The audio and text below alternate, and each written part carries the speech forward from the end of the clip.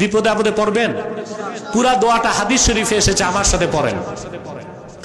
হাসবি আল্লাহু লা ইলাহা ইল্লা হুয়া আলাইহি তাওয়াক্কালতু ওয়া হুয়া রাব্বুল আরশিল আযীম। হাদিস সাক্ষ্য দেয়, আল্লাহর কোন মুমিন বান্দা যদি ফজরের পর 7 বার এই দোয়াটা পড়ে, মাগরিবের পর 7 বার পরে, আল্লাহর রহমতের চাদরে বান্দা লেমিনেটেড হয়ে যাবে। কোন বুলেট বোমা, নজর, জাদু, বান কোন কিছুই তার শরীর স্পর্শ করতে পারবে না। কয়বার পড়বেন? সকালে 7 বার, বিকেলে 7 বার। হযরত ইব্রাহিম আগুনের মধ্যে। কাসাসুল কোরআনে ইবনে কাসির লিখেছেন, হযরত ইব্রাহিম আলাইহিস সালাম যাকে বাবা বলতেন, আজার, সে প্রাসাদের ছাদ থেকে আগুনের দিকে তাকাইছে।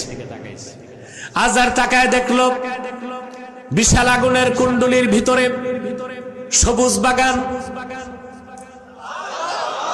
হযরত ইব্রাহিম সেখানে হাসি খুশি হাঁটতেছেন। অনিচ্ছায় তার জবান থেকে বেরিয়ে গেল, সে বলতে লাগলো, নি'মার রাব্বু রাব্বুকা ইয়া ইব্রাহিম। আরে ইব্রাহিম, সত্যি আজকে তোমার রবের পরিচয় পেলাম। তোমার রব কতই না উত্তম রব।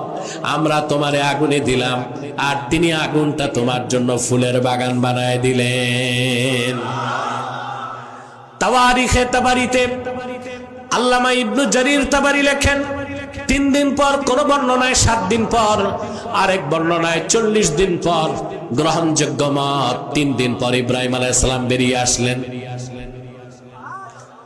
নমরুদ দেখলো হযরত ইব্রাহিমের শরীরের একটা পশমও জ্বলে নাই।